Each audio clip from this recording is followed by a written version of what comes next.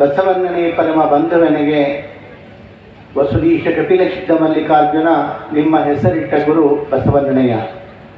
ಪ್ರಾತಸ್ಮರಣೀಯ ಬಸವಾದಿ ಪ್ರಮುಖರನ್ನ ಸ್ಮರಣೆ ಮಾಡ್ತಾ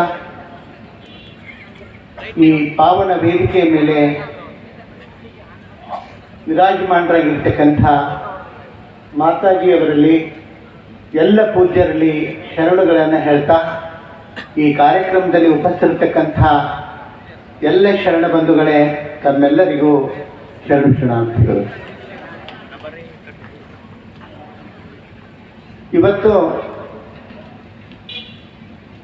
ನಾನು ಬೇರೆ ಕಡೆಗೆ ಊರಿಗೆ ಹೋಗಿದ್ದೆ. ನಾನು ಕೂಡಲೇ ಸಂಗಮಕ್ಕೆ ಹೊರಟಿದ್ದೀನಿ, ಬೇಗ ಹೋಗಬೇಕು ಅಂತ ಹೇಳಿ ನಾನಲ್ಲಿ ಅವಸರ ಮಾಡಿದೆ. ಅವಾಗ ಅವ್ರು ಕೇಳಿದರು, ನಾಳೆ ಸಂಕ್ರಾಂತಿ ಹೊಳಿ ಜಳಕಕ್ಕೆ ಹೊಂಟೀರೇನ್ರಿ ಅಂತಂದ್ರು ಅವರು. ನಾಳೆ ಸಂಕ್ರಾಂತಿ ಜಳಕಕ್ಕೆ ಹೊಂಟೀರೇನು? ನಾ ಹೇಳಿ ದಿವಸ ಮಾಡತ್ತೀನಿ. ನಾನ್ಯ ಪ್ರತಿ ದಿವಸ ಮಾಡ್ತೀನಿ. ಮತ್ತು ಹೊಳಿ ಜಳಕ್ರಿ ಎಂದೂ ಮಾಡ್ಲಾರ್ದವ್ರು ಹೊಳಿ ಜಳಕಕ್ಕೆ ಹೋಗ್ತಾರ. ದಿವಸ ಮಾಡುವಂಥವ್ರು ಹೊಳಿ ಜಳಕಕ್ಕೆ ಹೋಗುವಂಥ ಪ್ರಶ್ನೆನೇ ಬರಲ್ಲ. ಅದರ ಅರ್ಥ ಹೋಗಬೇಡ್ರಿ ಅಂತಲ್ಲ. ಅಲ್ಲಮ ಪ್ರಭುಗಳು ಬಹಳ ಚಂದ ಹೇಳ್ತಾರೆ, ನೀ ಮಿಂದು ಫಲವೇನೋ ನಿನ್ನ ಮನಮೀಯದನ್ನಕ್ಕರ.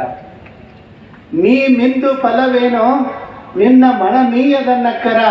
ನೀಯದೆ ಮೀನು, ನೀಯದೆ ಮೊಸಳೆ, ನೀಯದೆ ಕಪ್ಪೆ. ನೀನು ಮುಳುಗ್ತೀಯ. ನೀರು ಮುಳುಗೋದಷ್ಟೇ ಬಹಳ ಮಹತ್ವ ಅಲ್ಲ, ನಿನ್ನ ಮನಸ್ಸು ಮುಳುಗಬೇಕು.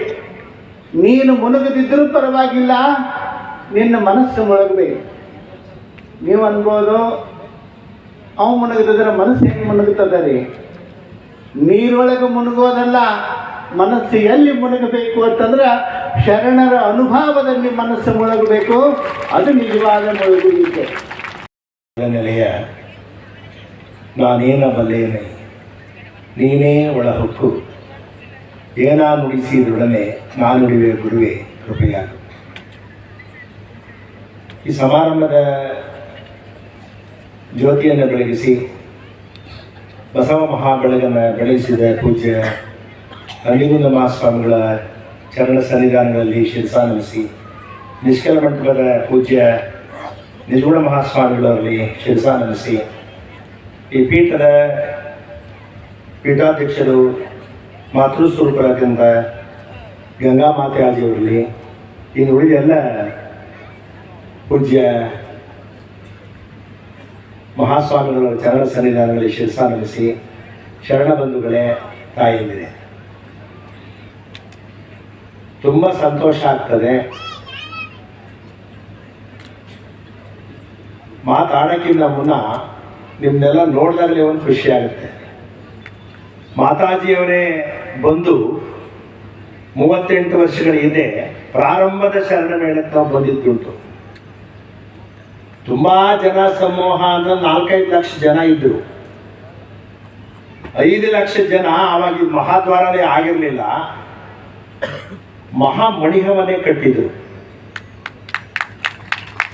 ಅವಾಗ ನಮಗಂತೂ ಅವಾಗ ಇವಾಗ ಏನು ವ್ಯತ್ಯಾಸ ಅಂತ ನೀವು ನಾವು ವ್ಯತ್ಯಾಸಗಳೇನಿಲ್ಲ. ಬಾಗಿದ ತಲೆ ಮುಗಿದ ಕೈಯಾಗಿರಿಸುವಂತ ಅವರು ಪ್ರವಚನ ಪಿತಾಮಹರು.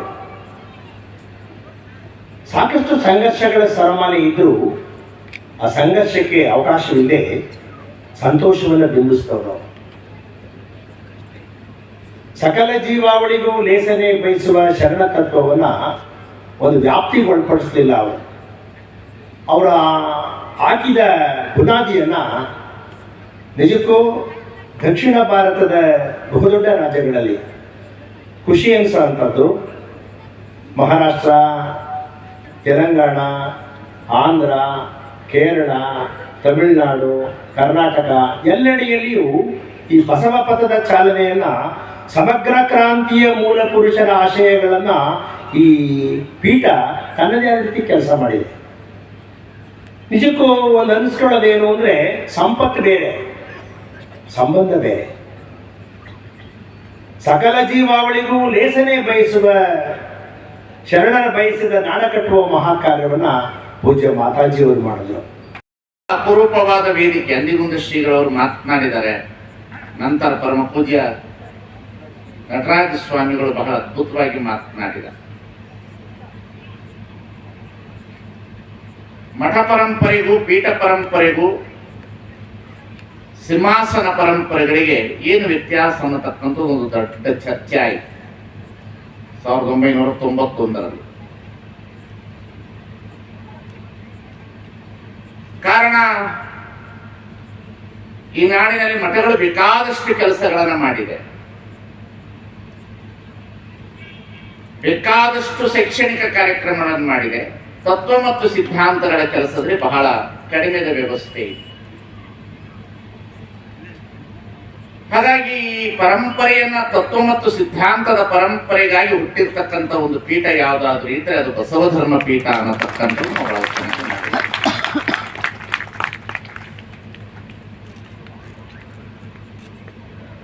ಬಸವ ಧರ್ಮ ಪೀಠಕ್ಕೆ ತನ್ನದೇ ಆದಂತ ಹಿನ್ನೆಲೆ ಇದೆ. ಜಗನ್ಮಾತೆ ಅಕ್ಕಮಹಾದೇವಿ ಅನುಭಾವ ಪೀಠಕ್ಕೆ ತನ್ನದೇ ಆದಂತ ಇತಿಹಾಸ ಇದೆ. ಯಾಕೆಂತಂದ್ರೆ ಈ ಪೀಠದ ಒಬ್ಬ ಹಿರಿಯ ಮಗನಾಗಿ ಈ ಪೀಠದಲ್ಲಿ ಕಲ್ತಿರೋದರಿಂದ, ಗುರುಗಳ ಆಶೀರ್ವಾದ ಇರೋದ್ರಿಂದ, ಗುರುಗಳ ಪರಂಪರೆ ಇರುವುದರಿಂದ, ಗುರುಗಳು ಹಾಕಿಕೊಟ್ಟಿರುವ ಮಾರ್ಗ ಇರೋದರಿಂದ ಈ ಪೀಠದ ಬಗ್ಗೆ ನಮಗೆ ಹೆಚ್ಚು ಗೌರವವಿದೆ. ನಾವೆಲ್ಲೇ ಆಕಳು ಹೋಗಿ ಮೇಯ್ತಿದ್ರು ಹಾಲು ಹಿಂಡಕ್ಕೆ ಬಸವ ಧರ್ಮ ಪೀಠಕ್ಕೆ ಬರ್ತೀವಿ ನಾವು.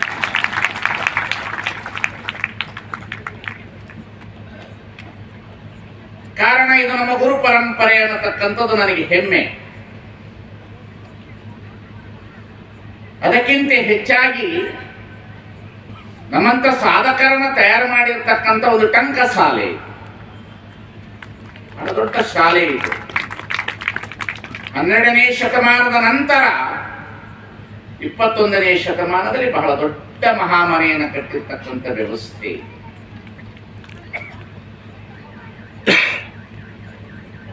ಹಾಗಾಗಿ ಬಸವ ಧರ್ಮ ಪೀಠ ಅನ್ನತಕ್ಕಂಥ ಹೆಸರನ್ನ ಇಡಬೇಕಾದ್ರೂ ಬಹಳ ದೊಡ್ಡ ಚರ್ಚೆಯಾಗಿ ಮೊಟ್ಟ ಮೊದಲಿಗೆ ಬಸವ ಧರ್ಮ ಸಮಾವೇಶವೇ ಮೊಟ್ಟ ಮೊದಲಿಗೆ ಊಟಿಯಲ್ಲಿ ನಡೆಯಿತು. ಇವತ್ತು ಅದರ ಅಧ್ಯಕ್ಷರು ಇಲ್ಲಿ ಕೂತಿದ್ದಾರೆ, ಮಹೇಶ್ ಅನ್ನೋರು. ಊಟಿಯಲ್ಲಿ ಆಯ್ತು, ಅದನ್ನ ನಾವೇ ಎಲ್ಲರೂ ಸೇರಿ ನಿರ್ವಹಿಸಿದ್ದು. ಅದನ್ನ ಬಹಳ ದೊಡ್ಡ ಜನ ಕಾರ್ಯಕ್ರಮ ಇದೆ ಅಲ್ಲಿ, ಬಸವ ಮಂಟಪವೂ ಇದೆ ಅಲ್ಲಿ.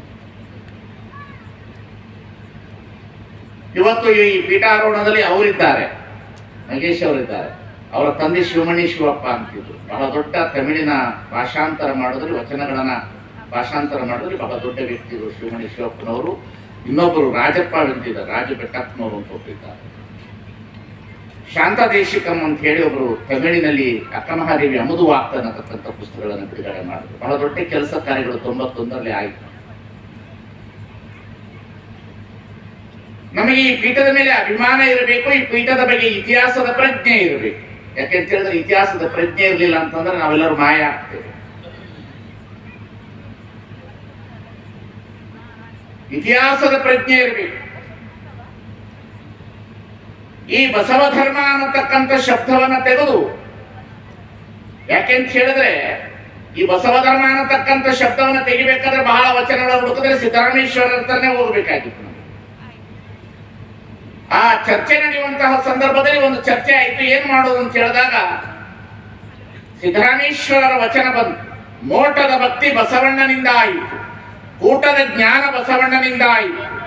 ಎಲ್ಲಿಯ ಶಿವಜ್ಞಾನ, ಎಲ್ಲಿಯ ಮಾಟಕೂಟ, ಬಸವಣ್ಣನಲ್ಲದೆ ಮಹಾಜ್ಞಾನ ಮಹಾಪ್ರಕಾಶ ಬಸವಣ್ಣನ ಧರ್ಮವಯ್ಯ ಕಪಿಲ ಸಿದ್ಧ ಮಲ್ಲಿಕಾರ್ಜುನ. ಮಹಾ ಮಾನವತವಾದಿ ಮಂತ್ರ ಪುರುಷ, ಶ್ರೀಕುಲ ಉದ್ಧಾರಕ, ಕರ್ನಾಟಕದ ಸಾಂಸ್ಕೃತಿಕ ನಾಯಕ ಗುರು ಬಸವಣ್ಣನವರನ್ನ ನನ್ನ ಮನದಲ್ಲಿ ಪ್ರಾರ್ಥಿಸುತ್ತ, ಮಹಾ ಜಗದ್ಗುರು ಲಿಂಗಾನಂದ ಮಹಾಸ್ವಾಮೀಜಿಯವರನ್ನ ನನ್ನ ಮನದಲ್ಲಿ ಪ್ರಾರ್ಥಿಸುತ್ತ, ವಿಶ್ವದ ಪ್ರಪ್ರಥಮ ಮಹಿಳಾ ಜಗದ್ಗುರು ಡಾಕ್ಟರ್ ಮಾತಾಜಿಯವರನ್ನ ನನ್ನ ಮನದಲ್ಲಿ ಪ್ರಾರ್ಥಿಸುತ್ತ,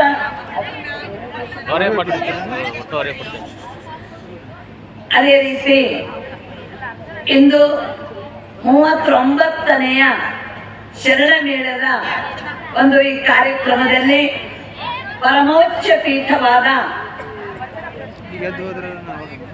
ಲಿಂಗಾಯತ ಧರ್ಮದ ಪರಮೋಚ್ಚ ಪೀಠವಾದ ಈ ಒಂದು ಪೀಠಾರೋಹಣ ಕಾರ್ಯಕ್ರಮದಲ್ಲಿ ಭಾಗಿಯಾಗಿರುವಂತಹ ಉಪಸ್ಥಿತರಿರುವಂತಹ ಮತ್ತು ಒಳ್ಳೆ ಭಾಷಣವನ್ನ ಮಾಡಿದ್ರು.